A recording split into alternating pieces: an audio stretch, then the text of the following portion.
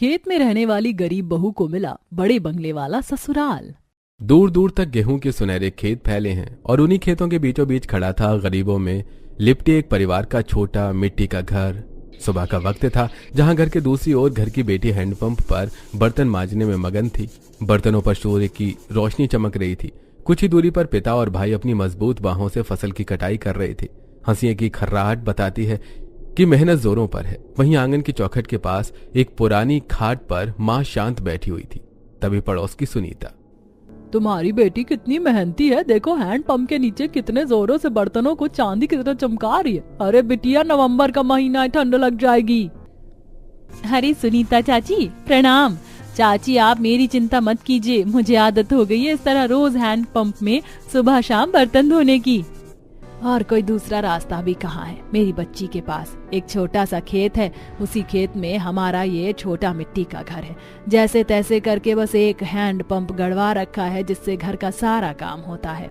हाँ, वो सब तो मैं समझती हूँ, गरीबी इंसान से सब कुछ करवा लेती है, पर तुम भी अब थोड़ा सोचो। तुम्हारी बेटी बड़ी हो गई है, ऐसे घर के बाहर बर्तन धोती अच्छी नहीं लगती। खेत का रास्ता कोई ना कोई यहाँ से गुजरता ही रहता है। सुनीता की बात फसल की कटाई करते देवानंद और राजन भी सुन लेते हैं। पिताजी, वैसे सुनीता चाची कह तो सही रही हैं। हाँ बेटा, पर अभी मेरे पास इतने पैसे नहीं है। अभी तो जो भी पैसे जुड़ रहे हैं वो बस मुस्कान की शादी के लिए जुड़ रहे हैं। शादी के बाद ही मैं घर से जुड़े कोई काम कर सकता हूँ। दूसरी तरफ सुनीता कुसुम को समझाकर वहां से चली जाती है। धीरे धीरे शाम हो जाती है। मुस्कान अब अपने मिट्टी के घर में एक कोने में सभी परिवार के लिए चूल्हे पर खाना बना रही होती है। बेटी, खाना बन गया है, तेरे भाई और पिताजी खाने के इंतजार में हैं। हाँ माँ, बन गया है, मैं बस अभी लगा देती हूँ। अब मुस्कान घर में पतली सी चटाई बिछाती है और अपने भाई, पिता और माँ को खाना परोसती है। उन्हीं के साथ वो खुद भी बैठकर खाना खाती है। खाना खाने के बाद मुस्कान रात में सारे झूठे बर्तनों को लाकर हैंडपंप में धोने लगती है। रात के पहर अब ठंडी ठंडी हवा मुस्कान के कान से आर पार हो रही होती है। मुस्कान बर्तन मांजती हुई, ये भगवान, बाहर का मौसम कितना ठंडा हो रहा है। अच्छा होता कि मेरा भी घर पक्के ईंटों का होता, जहाँ बर्तन धोने की व्यवस्था भी घर के अंदर ही होती। मेरे इस खेत में बने छोटे से घर में तो बर्तन धोने की कोई सुविधा ही नहीं है। अब बर्तन धोकर मुस्कान अपने छोटे से कमरे में आराम करने चली जाती है। वहीं घर के बाकी सदस्य चूल्हे के दूसरी साइड जमीन पर बिस्तर बिछाकर सो रहे होते हैं। इसी तरह एक दिन मुस्कान का सारा परिवार रात में आराम कर रहा होता है कि तभी खेत में कुछ जंगली जानवर आ जाते हैं और वो जानवर उस गरीब परिवार के छोटे से खेत को तहस नहस करने लगते हैं। वहीं अपने छोटे से कमरे में बने छोटी सी खिड़की से मुस्कान ये सारी चीज देख लेती है और आकर अपने परिवार वालों को बताती है। अरे बाप रे, हमें उन जानवर को भगाना होगा, नहीं तो सारी फसल खराब हो जाएगी। अब राजन अपने पिता के साथ एक लकड़ी में कपड़ा बांधकर उसमें आग लगाकर अपने घर से बाहर आते हैं और खेत के बीचों बीच उस लकड़ी में लगे आग को जानवरों की तरफ दिखाने लगते हैं, जिसे देखकर वो जंगली जानवर वहां से भाग जाते हैं। अभी तो इस खेत में रहना हम गरीब परिवार के लिए किसी संघर्ष से कम नहीं है। हर दिन एक नए संघर्ष का सामना करना पड़ता है। बताओ, अगर ये जानवर घर के अंदर आ जाते तब हम क्या करते। माँ, आप चिंता मत कीजिए, वो जंगली जानवर यहाँ से चले गए हैं। चलिए अब हम लोग आराम कर लेते हैं। इसी तरह कुछ हफ्ते गुजरते हैं और एक दिन मुस्कान अपने छोटे से घर के बाहर पतले पतले चादर से घिरे हुए बाथरूम में नहा रही होती है और ये देखकर पड़ोस की सुनीता एक बार फिर कुसुम से कहती है, कुसुम, तुम्हारी बेटी वो अब जवान हो चुकी है। ऐसे कपड़ों को घेर कर उसके अंदर तुम्हारी बेटी नहाएगी तो लोग क्या कहेंगे। कल से तुम अपनी बेटी को मेरे घर भेज दिया करना नहाने, मुझे कोई आपत्ति नहीं है। वहीं कपड़ों से घिरे बाथरूम में नहाती मुस्कान ये सब सुनकर, हे भगवान, कहीं सुनीता चाची ने मुझे देख तो नहीं लिया नहाते हुए। काश मेरा खुद का बंद दरवाजे का एक सुंदर बाथरूम होता तो मुझे ऐसे खुलेआम खेत में बने छोटे से बाथरूम में नहाना नहीं पड़ता। दूसरी तरफ कुसुम, तुम कह तो सही रही हो सुनीता, मैं सब समझ रही हूँ। इसी तरह एक दिन मुस्कान अपने पिता और भाई को दोपहर का खाना देने के लिए खेत में आती है। मुस्कान का पिता गुमसुम अंदाज में दोपहर की रोटी खा रहा होता है। पिताजी, क्या हुआ, आप किसी को याद कर रहे हैं क्या? आपका ध्यान खाने पर नहीं है, मैं देख रही हूँ। हाँ बेटी, आज मुझे अपने वर्षों पुराने दोस्त हरीश की याद आ रही है। कई साल पहले हम दोनों साथ ही जबलपुर गांव में रहा करते थे, लेकिन वो पढ़ लिख कर शहर चला गया और फिर एक दिन जबलपुर गांव में बाढ़ आ गई, जिसके बाद मुझे यहाँ इस छोटे से बंजर जमीन पर घर बनाकर और छोटी मोटी खेती करके अपनी जिंदगी बितानी पड़ रही है। वैसे सुनने में तो आया है कि हरीश ने पढ़ लिख कर एक बहुत आलीशान बंगला बना लिया है, जहां उसकी जिंदगी ऐशो आराम से गुजर रही है। बड़े मालिक, आपकी कॉफी। वैसे मालिक, आज आपको कौन सी कार में अपनी मीटिंग अटेंड करने के लिए जाना है? बता दीजिए, मैं उस कार की सर्विस करवा देता हूँ। आज मैं लैम्बोर्गिनी से जाऊंगा, तो आप उसकी सर्विस करवाइए। जी मालिक, मैं अभी सुरेश को बोलकर सर्विस करवाता हूँ लैम्बोर्गिनी की। अब सामने से सुंदर डिजाइनर कपड़ों में घर की इकलौती बेटी दिशा वहां आती है। पापा जी, ड्राइवर को बोलिए कि वो पहले मुझे कॉलेज छोड़ दे, मुझे लेट हो रहा है। तभी पीछे से दिशा की माँ हेमा, जिसने बहुत ही एक्सपेंसिव सुंदर सी साड़ी पहनी हुई होती है, उसके गले में डायमंड का हार होता है। ड्राइवर को रहने दो दिशा, चलो मैं तुम्हें तुम्हारे कॉलेज छोड़ देती हूँ, क्योंकि मुझे आज शॉपिंग मॉल जाना है। अरे वो सब तो ठीक है, लेकिन ये दिवाकर और विक्रम कहाँ हैं? इन्हें मेरे साथ मीटिंग पर नहीं जाना है क्या? तभी पीछे से सूट बूट में घर के दोनों बेटे वहां पहुंचते हैं। पिताजी, हम तैयार हैं, चलिए चलते हैं। हाँ पिताजी, मैं भी रेडी हूँ। वैसे पिताजी, मीटिंग के बाद आपको विलेज के लिए भी निकलना होगा ना? एक मीटिंग विलेज में है जिसे आप ही हैंडल कर सकते हैं। हाँ, मुझे बताया था ओम प्रकाश ने कि किसी सोनपुर गांव में जमीन से जुड़ी मीटिंग है। कोई नहीं, मैं उसे हैंडल कर लूंगा। बड़ी बहू, घर के सभी सदस्य किसी न किसी काम से बाहर जा रहे हैं, तुम अकेले क्या करोगी? चलो तुम भी मेरे साथ शॉपिंग मॉल। नहीं मम्मी जी, मुझे अपने फ्रेंड्स के साथ किटी पार्टी अटेंड करना है, तो आप लोग जाइए।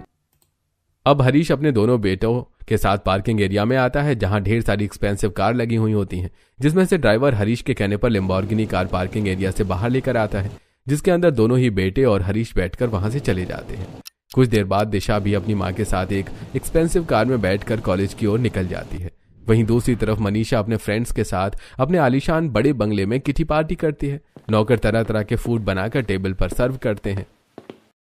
पिताजी, जब आपको अपने दोस्त के बारे में इतना सब कुछ पता है, तो आप उनसे कभी मिलने क्यों नहीं जाते, या वो यहाँ आपसे मिलने क्यों नहीं आते?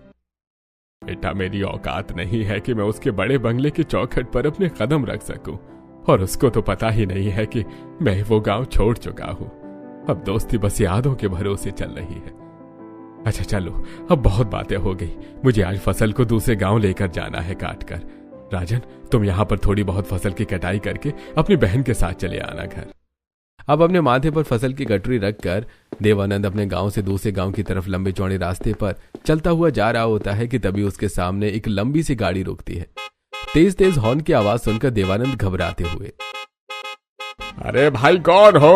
अरे जल्दी से गाड़ी आगे बढ़ाओ ना, क्यों गरीब को परेशान कर रहे हो? मेरे सिर पर भारी बोझा है। गाड़ी के अंदर बैठा हरीश। अरे, इसकी शक्ल तो जानी पहचानी लगती है। अरे, ये तो मेरा दोस्त देवानंद है। ये कैसी हालत बना रखी है इसने अपनी। ड्राइवर, गाड़ी रोको। हरीश गाड़ी से निकलकर देवानंद के पास आता है और उसे गले से लगा लेता है। देवानंद, मैंने तुम्हें कहां कहां नहीं ढूंढा, तुमने ये कैसी हालत बना रखी है अपनी। चलो मेरे साथ मेरे घर चलो। अरे हरीश, मेरे मित्र, मैं तुझे आज ही याद कर रहा था, और भगवान का करिश्मा देखो, उन्होंने आज ही मुझे तुझसे मिला दिया। अरे पर ठहरो, मैं तुम्हारे साथ तुम्हारे घर नहीं जाऊंगा, पहले तुम मेरे घर चलो। पर हाँ, मेरे घर का रास्ता काफी पतला है, उन गलियों में तुम्हारी ये बड़ी गाड़ी नहीं जा पाएगी, तुम्हें मेरे साथ पैदल ही जाना होगा। अब हरीश अपने ड्राइवर को वापस भेज देता है और देवानंद के साथ उसके घर की तरफ आता है, जहां सड़कें काफी पतली होती हैं। चलते चलते हरीश देवानंद के खेतों में पहुंचता है। तभी हरीश के जूतों के आर पार एक भयानक कांटा उसके पैरों में चुभ जाता है। हरीश जूते निकाल के फेंकता है तो पैरों से खून निकलने लगता है। अरे मेरा पैर, अरे मेरे पैरों में तो कांटे चुभ गए हैं। दरवाजे पर खड़ी मुस्कान ये सब देखकर फटाफट एक हाथ में कुर्सी और दूसरे हाथ में मरहम पट्टी लेकर आती है। हरीश कुर्सी पर बैठता है और मुस्कान हरीश के पैरों की पट्टी करती है। बहुत ही प्यारी बच्ची है देवानंद। ये कौन है? अरे हरीश मेरे मित्र, ये मेरी बेटी मुस्कान है। अरे वाह, बहुत ही समझदार बिटिया है तुम्हारी। इसकी तो शादी की उम्र भी हो गई है। हाँ, बस अब यही चिंता तो दिन रात सताती है। अरे चिंता करना छोड़ दे देवानंद, सब ठीक होगा। अब हरीश देवानंद से मिलकर अपने घर आ जाता है, लेकिन घर आने के बाद हरीश का बर्ताव कुछ बदला बदला रहता है। तभी एक दिन हरीश हॉल में अखबार पढ़ रहा होता है और वहां हेमा कॉफी लेकर पहुंचती है। हरीश जी, आप कुछ दिन पहले गांव की तरफ गए थे और मैं देख रही हूँ, जब से आप वहाँ से आए तब से आप गुमसुम हैं, किसी से कुछ बात नहीं कर रहे हैं। मुझे आपसे इतनी सारी बातें करनी थी, और हाँ, मुझे अपने छोटे बेटे के लिए अब लड़की देखनी है। उसकी शादी की उम्र हो गई है। क्या कहा? शादी? तुमने मुझे ये पहले क्यों नहीं बताया? अच्छा सुनो, विक्रम के लिए कोई लड़की मत ढूंढना, लड़की मैंने ढूंढ रखी है। लड़की गांव की है और थोड़े गरीब घर से है। उसका पिता कई वर्ष पहले मेरा बहुत अच्छा दोस्त था। हरीश जी, आप गांव जाकर एक गांव की गरीब लड़की पसंद करके आ गए? अरे मैं कहती हूँ वो गरीब लड़की हमारे बड़े बंगले में एडजस्ट भी कर पाएगी। सच कहूँ तो उसका और हमारा स्टैंडर्ड कभी मैच नहीं होगा। तभी पीछे से आती घर की बड़ी बहू मनीषा। हाँ पापा जी, आप ऐसे कैसे इस बड़े बंगले की बहू एक गरीब घर की लड़की को बना रहे हैं? मुझे इस बड़े बंगले में अपनी देवरानी अपनी तरह चाहिए, जिसका स्टैंडर्ड मुझसे मैच करता हो। बड़ी बहू, तुम्हारे स्टैंडर्ड इस घर में आकर ही चेंज हुआ है, इसलिए स्टैंडर्ड के बारे में तो तुम बात मत ही करो। बाकी मैं एक बार अपने छोटे बेटे से बात करूंगा। अब अगले दिन हरीश डायरेक्ट अपने छोटे बेटे विक्रम से बात करता है। पिताजी, अगर आपको वो लड़की सही लग रही है तो मैं आपके फैसले के अगेंस्ट नहीं जाऊंगा। मुझे ये मैरिज एक्सेप्ट है। आप कहें तो हम कल ही चलते हैं लड़की वालों के घर।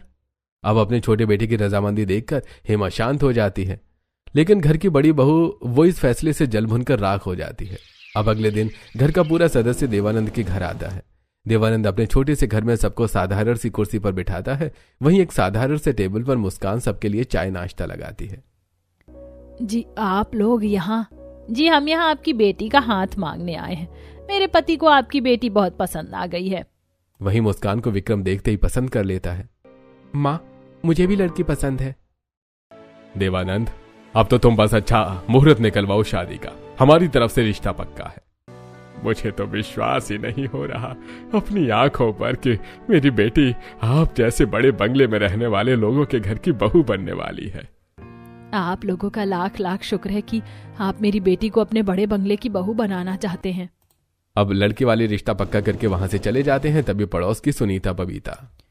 अरे देवा कुसुम, तेरी बेटी तो बहुत भाग्यशाली है जो इतनी गरीब होने के बाद भी उस बड़े बंगले की बहू बनने जा रही है।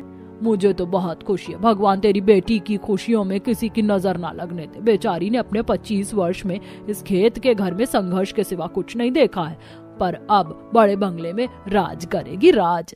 तुम्हारे मुंह में घी शक्कर सुनीता, मेरी बेटी अपने बड़े बंगले के ससुराल में राज करे, राज। अब कुछ ही दिनों में मुस्कान का घर फूल और लाइट से सजने लगता है और उसी छोटे से घर में मुस्कान की हल्दी मेहंदी की रस्म होती है। दूसरी तरफ बड़े बंगले में विक्रम की भी हल्दी की रस्म होती है और फिर से 2 से 3 दिन बाद विक्रम का पूरा परिवार डिजाइनर कपड़ों में बैंड बाजा बारात लेकर मुस्कान के घर आते हैं, जहां खेतों के बीच में बने घर के बगल में एक छोटा सा मंडप बना हुआ होता है। विक्रम और मुस्कान को एक साथ मंडप में बिठाया जाता है और फिर पूरी विधि विधान के साथ शादी संपन्न होती है। उसके बाद मुस्कान अपने घर से विदा होकर अपने बड़े बंगले के ससुराल में आ जाती है। मुस्कान अपने पति की बाहों को थामकर फूलों के रास्तों से बड़े बंगले के चौखट तक आती है। सभी लोग मुस्कान के ऊपर पैसों का न्यौछावर करते हैं। उसके बाद हेमा आरती के थाल से अपने बेटे बहू की आरती उतारती है। बहू, इस कलश को गिराकर अपने बड़े बंगले के ससुराल में गृह प्रवेश करो। मुस्कान बड़ी ही खूबसूरती से अपने दाएं पैर से कलश गिराती है और कुमकुम की थाल में पैर रखकर बड़े बंगले के अंदर आती है। हाय राम, इतना बड़ा बंगला! ये बंगला तो बहुत बड़ा है। माँ जी, यहाँ अपने कमरे तक जाने के लिए तो 1 आधा घंटा तो लग ही जाता होगा। हाँ भाभी, लग तो जाता है अगर पैदल जाए तो, पर चिंता मत करो भाभी, लिफ्ट है, वो आपको 2 मिनट में आपके कमरे में पहुंचा देगी। लिफ्ट? ये लिफ्ट क्या है? लगता है देवरानी जी गरीबी के साथ साथ आप गंवार भी हैं, आपको लिफ्ट नहीं पता। मुस्कान अपनी जिठानी के कड़वे बोल सुनकर मायूसी से अपने नजरें नीचे कर लेती है। बड़ी बहू, ये कोई तरीका है बात करने का अपनी देवरानी से? छोटी बहू, अभी तुम अपने पति के साथ जाओ अपने कमरे में। मुस्कान अपने पति का हाथ पकड़े लिफ्ट से अपने कमरे में आती है। कमरे के पास आकर मुस्कान कमरे के दरवाजे को खोलने की कोशिश करती है, लेकिन दरवाजा नहीं खुलता। विक्रम जी, ये दरवाजा खुल नहीं रहा है। ओह, आई एम रियली सॉरी मुस्कान, मैंने तुम्हें बताया नहीं कि इस दरवाजे पर पैटर्न लॉक लगा हुआ है। अब विक्रम दरवाजे पर बने छोटे से स्क्रीन पर पैटर्न डालता है, जिससे दरवाजा खुल जाता है और दोनों कमरे के अंदर आते हैं। विक्रम जी, आपका कमरा बहुत अच्छा है और काफी बड़ा है। ये गद्दा भी काफी मुलायम लगता है। अपने यहाँ तो मैं छोटे से पलंग पर गुदड़ी डालकर सोती थी। अरे कोई बात नहीं, पर अब ये सब कुछ तुम्हारा है। अगले दिन सुबह मुस्कान हाथों में साड़ी लेकर बाथरूम में नहाने जाती है। बाथरूम काफी आलीशान होता है। वहीं दीवारों पर कुछ बटन बने हुए होते हैं जो गलती से मुस्कान से दब जाते हैं और सायरन की आवाज सुनकर नौकरानियां बाथरूम के पास आती हैं और दरवाजा खटखटाती हैं। मुस्कान घबराकर बाथ सूट से बाहर आती है। छोटी मालकिन बोलिए, हम आपकी क्या मदद करें? जी छोटी मालकिन बोलिए, आपको हैंड वॉश करवाना है या बॉडी क्लीनअप? मुझे समझ नहीं आ रहा, आप क्या कह रही हो? तभी विक्रम बेड से उठकर वहां आता है। मुस्कान, ये तुम्हारी मदद करने आई है। मेड, एक काम करो, तुम हेड मसाज वगैरह दो इन्हें। अब बाथरूम में एक नौकरानी मुस्कान को हेड मसाज और हेड वॉश कराती है, दूसरी पैरों और हाथों का क्लीनअप करती है। बाप रे, मेरे बड़े बंगले के ससुराल में सब ऐसे नहाते हैं। मैं तो अपने घर में छोटी सी जगह में कपड़ों के घिरे बाथरूम में नहाती थी। अब मुस्कान नहा धोकर रसोई में आती है, जहां रसोई भी काफी लग्जरी होती है और कुछ शेफ वहां खाना बना रहे होते हैं। उनके हाथों में रिमोट होता है जिससे वो कैबिनेट्स को ओपन कर रहे होते हैं। बाप रे, ये रसोई की अलमारी रिमोट से खुलती है। जी छोटी मालकिन, पर आप यहाँ क्यों आई हैं? हमें बोलिए आपको क्या खाना है? नहीं, आज मैं बनाऊंगी और आप सभी लोग खाइएगा। बस मुझे आप लोगों की थोड़ी थोड़ी मदद चाहिए होगी, क्योंकि मैंने सिर्फ मिट्टी का चूल्हा इस्तेमाल किया है। अब शेफ की मदद से मुस्कान पहली रसोई का खाना बनाती है, जहाँ कुछ बर्तन गंदे हो जाते हैं। अरे बर्तन तो बहुत ज्यादा गंदे हो रहे हैं, इन्हें कहाँ धोना है? कोई सिंक नहीं दिख रहा, इन्हें घर के बाहर धोना है क्या? तभी वहां आती मनीषा हेमा। अरे देवरानी जी, आप यहाँ लगता है नौकरों की मदद कर रही हो। वैसे आपकी पर्सनालिटी है भी नौकरानियों जैसी। बड़ी बहू, चुप करो तुम। छोटी बहू, तुम रसोई में क्या कर रही हो? शेफ हैं तो? माँ जी, वो मैं आप सबको अपने हाथों से कुछ बनाकर खिलाना चाहती थी। चलो ठीक है बहू, बना लो। अब हेमा के जाने के बाद शेफ उन सभी गंदे बर्तनों को डिश वॉशर में धोता है। ये सब देखकर भी मुस्कान हैरान रह जाती है। अब कुछ देर बाद मुस्कान खाना बनाकर सबको खिलाती है। सभी लोग खाना खाकर मुस्कान की बहुत तारीफ करते हैं। अरे खाना तो बहुत अच्छा बना है। शुक्रिया जेठ जी। शुक्रिया नहीं, तुमने पहली बार खाना बनाया है तो कुछ तो देना बनता है। विक्रम अपने हाथ में रखा लाखों का आईफोन मुस्कान के हाथ में देता है। वहीं हेमा अपने हाथों के सोने के कंगन देती है। लो बहू, ये कंगन बड़ी बहू ने तो ये सब किया नहीं था, तुमने किया है तो नेक भी रखो। अरे वाह, भाभी को तो बहुत सारे गिफ्ट मिले। ये गंवार इसके लायक भी है जो इसे ये सब मिल रहा है। अब सबको खाना खिलाने के बाद मुस्कान अपने बड़े बंगले में घूमने लगती है, जहां चारों तरफ आलीशान तस्वीर, गुलदस्ते, फिश एक्वेरियम जैसी चीजें रखी हुई होती हैं। घर में घूमने के बाद मुस्कान घर के बाहर आती है, जहां बहुत बड़ा स्विमिंग पूल होता है। अरे बाप रे, मेरे बड़े बंगले के ससुराल में इतना बड़ा आलीशान स्विमिंग पूल भी है। ऐसा स्विमिंग पूल तो मैंने बस पिक्चरों में देखा था। अब स्विमिंग पूल में थोड़ा समय बिताने के बाद मुस्कान गार्डन एरिया में आती है, जहां रंग बिरंगे फूल, फव्वारा लगे होते हैं, पक्षियां चहचहा रही होते हैं। गार्डन कितना सुंदर है, अच्छी खासी जगह भी है गार्डन में। क्यों ना मैं यहाँ पर थोड़ी बहुत खेती करूँ सब्जियों की।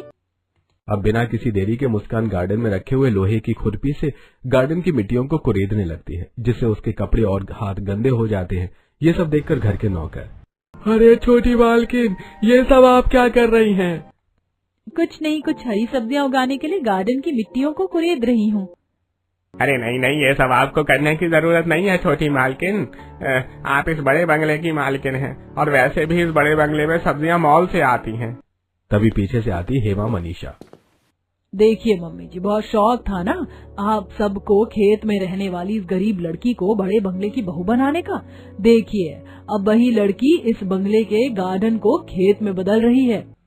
छोटी बहू, ये सब तुम क्या कर रही हो बड़े बंगले में? तुम्हें किसी ने इस तरह की हरकत करते हुए देख लिया तो जानती हो कितनी बड़ी बदनामी होगी मेरी। आसपास के लोग मेरा मजाक बनाएंगे। माँ जी, मैं तो बस हरी भरी सब्जियां उगाने की सोच रही थी। बहू, ये तुम्हारा पीहर नहीं है जहाँ तुम खेत में रहकर सिर्फ खेती करती थी। अपने अंदर अब बदलाव लाओ। तुम अब बड़े बंगले की बहू हो। जी माँ जी। अब मुस्कान निराश होकर वहां से चली जाती है। अब अगले दिन विक्रम अपना और मुस्कान का बाहर डिनर प्लान करता है। घर के लोग ये सुनकर बहुत खुश होते हैं। भाभी, आप पहली बार बड़े बंगले से बाहर कहीं घूमने जा रही हो भैया के साथ। चलो कुछ डिजाइनर वन पीस पहन लो। हाँ मुस्कान, तुम पर अच्छा लगेगा, पहनो ना। जी, मुझे ये सब पहनना नहीं आता। हाँ देवरानी जी, आप जैसी गरीब लड़की को कैसे ही आता होगा ये सब पहनना। बड़ी भाभी, ऐसे मत बोलिए। चलिए छोटी भाभी, मैं सिखाती हूँ आपको। अब दिशा अपने कमरे में मुस्कान को लाकर उसे सुंदर वन पीस ड्रेस पहनाती है और उसका हल्का मेकअप करती है और फिर उसे सबके सामने लाती है। अरे वाह, तुम तो बहू नहीं राजकुमारी लग रही हो, इस बड़े बंगले की मुस्कान। वाह मुस्कान, काफी प्रिटी लग रही हो। चलो चलते हैं। अब मुस्कान अपने पति के साथ पार्किंग एरिया में आती है जहां कई महंगी गाड़ियां लगी हुई होती हैं। बोलो मुस्कान, तुम्हें किस कार में बैठकर बाहर जाना है? बाप रे, इतनी सारी महंगी गाड़ियां एक साथ। अरे मुस्कान, इस शहर में जो भी गाड़ी सबसे पहले लॉन्च होती है वो गाड़ी तुम्हारे बड़े बंगले के ससुराल वाले खरीद लेते हैं। हमें शौक है गाड़ियों का। अब बताओ तुम्हें किस में बैठना है? जी मुझे इस गाड़ी में जाना है। क्या नाम है इसका? अरे ये बुगाटी है मुस्कान, चलो इसी में चलते हैं। अब कार में बैठकर मुस्कान 5 स्टार होटल में जाती है। विक्रम एक्सपेंसिव खाना ऑर्डर करता है जिसका टेस्ट मुस्कान को समझ में ही नहीं आता। विक्रम जी, ये सब क्या है? मुझे अच्छा नहीं लग रहा। अरे मुस्कान, तुम इसे गलत तरीके से खा रही हो। ये सुशी है, इसे चॉपस्टिक से सॉस में डुबो कर खाओ। मुस्कान चॉपस्टिक से खाने की कोशिश करती है और सारा खाना कपड़ों पर ही गिरा लेती है, जिसके बाद विक्रम खुद उसे खिलाता है। इसके बाद मुस्कान बहुत बड़े मॉल में आती है जहां विक्रम अपने पसंद के कपड़े उसे दिलाता है। मुस्कान सुंदर डिजाइनर साड़ी में विक्रम के सामने आती है। अरे वाह, क्या लग रही हो तुम। इस साड़ी में ऐसा लग रहा है ये साड़ी तुम्हारे लिए ही बनी थी। इसे पैक करवा लेते हैं। अब कपड़ों की बिलिंग करके विक्रम मुस्कान को कार में लेकर घर आ रहा होता है। विक्रम जी, मैं बहुत खुश नसीब हूँ जो मुझे बड़े बंगले वाला ससुराल मिला। आपके जैसा पति मिला जो मेरी इतनी परवाह करते हैं। अरे तुम सैड क्यों हो रही हो? तुम मुस्कुराती हुई अच्छी लगती हो। अब धीरे धीरे मुस्कान अपने बड़े बंगले के ससुराल के तौर तरीके, पहनावे को अच्छी तरह से समझ जाती है और अच्छी जिंदगी गुजारने लगती है, जिसे देख मनीषा, ये मेरी गरीब देवरानी दिन पर दिन इस बड़े बंगले में सबके दिल पर राज करने लगी है।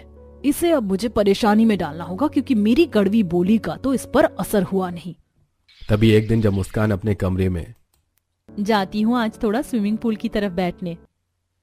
दूर खड़ी मनीषा ये सब सुनकर फौरन ऑयल लेकर स्विमिंग पूल के पास आती है और चारों तरफ ऑयल गिराने लगती है। देवरानी जी, बड़ा शौक है ना बड़े बंगले के स्विमिंग पूल में बैठने का? मनीषा इतना बोलते बोलते डिब्बे का आधा तेल अपने ही पैरों पर गिरा लेती है। चारों तरफ ऑयल होने के कारण अपने ऑयली पैरों से मनीषा ठीक तरह से चल नहीं पाती और खुद ही स्विमिंग पूल में गिर जाती है। मम्मी मम्मी मम्मी जी, कोई है, मुझे बचाओ, मुझे तैरना नहीं आता, मुझे कोई बाहर निकालो। अब सभी लोग वहां आते हैं। दिवाकर जैसे तैसे अपनी पत्नी को बाहर निकालता है और वो देखता है कि स्विमिंग पूल के आसपास ऑयल गिरा हुआ है। सर्वेंट, ये ऑयल यहाँ किसने गिराया है? तुम्हारी वजह से मेरी पत्नी स्विमिंग पूल में गिर गई। अरे सर, ये सब हमने नहीं किया। भैया, सभी सर्वेंट तो अंदर थे। अरे फिर ये ऑयल यहाँ गिरा कैसे? शांत हो जाइए देवर जी, ये ऑयल यहाँ मैंने गिराया था आपकी पत्नी को स्विमिंग पूल में गिराने के लिए, ताकि मैं उसका मजाक बना पाऊं, लेकिन सब उल्टा हो गया। बड़ी बहू, आखिर तुम्हें क्या दिक्कत है अपनी देवरानी से? छोटी बहू जब से यहाँ आई है तब से तुम इसके पीछे पड़ी हो। इस बेचारी ने तो कभी तुम्हारा बुरा नहीं चाहा। तुम्हारे इतने कड़वे बोल सुनने के बाद भी वो तुम्हें अपनी जेठानी मानती है और तुमसे प्यार से पेश आती है। हाँ माँ जी, आप सही कह रही हो। मुझे अपनी देवरानी के साथ ऐसा नहीं करना चाहिए था। मेरे अंदर अपनी अमीरी का घमंड आ गया था, जिस वजह से मैं अपनी गरीब देवरानी को अपनी देवरानी के रूप में स्वीकार नहीं कर पा रही थी। पर मुझे लगता है कि मुझे ऐसा नहीं करना चाहिए। देवरानी जी, मुझे माफ कर दीजिए, मैं बेवजह ही आपसे नफरत करती थी। कोई बात नहीं जेठानी जी, आप मुझसे बड़ी हैं, आप मुझसे माफी मत मांगिए। अब मुस्कान के रिश्ते अपनी जेठानी के साथ भी बहुत अच्छे हो जाते हैं। इसके बाद अब मुस्कान अपनी जेठानी के साथ महंगे महंगे पार्लर में जाकर मेकअप करवाना, डिजाइनर कपड़े पहनना, किटी पार्टी करना तक भी शुरू कर देती है। सब कुछ बहुत अच्छा चल रहा होता है। तभी एक दिन मुस्कान से मिलने उसके माता पिता बड़े बंगले में आते हैं और अपनी बेटी को स्टाइलिश साड़ी में पहने गहनों में देखकर उनकी आंखें नम हो जाती हैं। अरे माँ जी, पिताजी आप, भाई नहीं आए? नहीं, उसे फसल की कटाई करनी थी तो हम उसे लेकर नहीं आए। अरे आप लोग खड़े क्यों हैं, बैठिए ना। अरे बाप रे बेटी, तुम इतने बड़े बंगले में रहती हो, तुम्हारा ससुराल आज पहली बार देखा, मन बहुत प्रसन्न हो गया।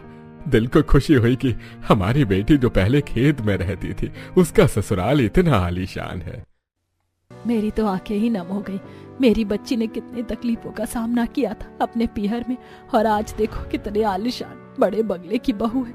बदन पर इतने सुंदर कपड़े, गहने, श्रृंगार, सब कितना सुंदर लग रहा है। किसी की नजर ना लगे मेरी बेटी को। माँ, आप ऐसे क्यों बोल रही हो? मैं आप लोगों के साथ भी उतनी ही खुश थी जितनी यहाँ हूँ। तभी देवानंद अपने दोस्त हरीश के हाथों को पकड़कर, हरीश, मैं तो धन्य हो गया जो मेरा दोस्त तू है। तेरे बड़े बंगले में मेरी बेटी बहुत खुश है और उसे खुश देखकर आज मैं बहुत खुश हूँ। बेटी के साथ साथ समय आ गया है कि बेटी के माता पिता भी खुश रहें। देवानंद, मैंने सोचा है कि खेत में से हटकर पक्के सड़कों पर तुम्हारे परिवार के लिए पक्के ईंटों का घर बनवा दूं। अरे नहीं नहीं, आप हमारे लिए इतना मत करिए। हमारी बेटी को आपने बड़े बंगले की बहू बनाया, हमारे लिए यही बहुत है। नहीं नहीं, मैं जानता हूँ आप लोग बहुत स्वाभिमानी इंसान हैं, बेवजह किसी का एहसान नहीं लेते, पर मैं ये अपनी तरफ से छोटा सा भेंट देना चाहता हूँ। अब हरीश मजदूरों को लगवाकर खेत से थोड़ी दूरी पर देवानंद और उसके छोटे से परिवार के लिए पक्के ईंटों का 2 मंजिला घर बनवाता है, जिसमें मुस्कान का परिवार खुशहाल जिंदगी बिताने लगता है और मुस्कान भी अपने बड़े बंगले के ससुराल में खुशहाल जिंदगी बिताने लगती है और सभी खुशी खुशी रहने लगते हैं।